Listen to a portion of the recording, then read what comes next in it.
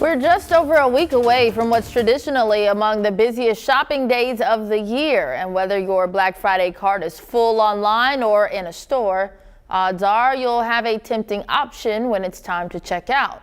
You've likely heard of layaway, but these days many retailers are offering what's called buy now, pay later. Tonight, THV 11's Karen Fuller takes a look at the convenience and the dangers of this popular payment plan.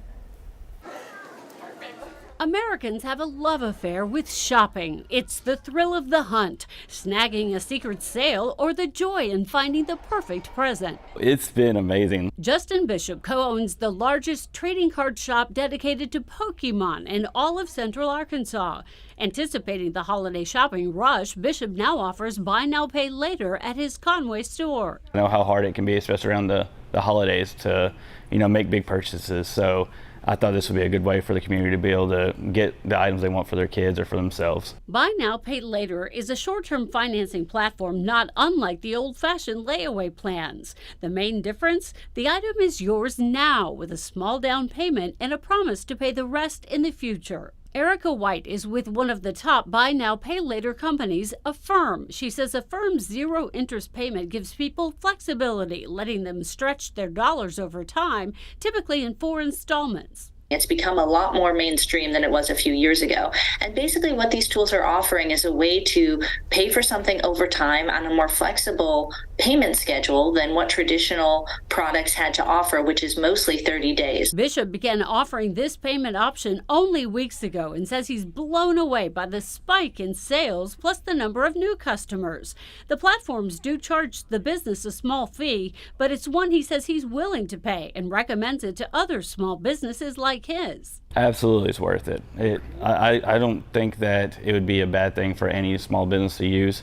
It's definitely going to promote a lot more sales than what a lot of small businesses are going to see during this time of the year. While there are upsides to buy now, pay later, financial experts still warn it could lead to overspending. You lose the sticker shock.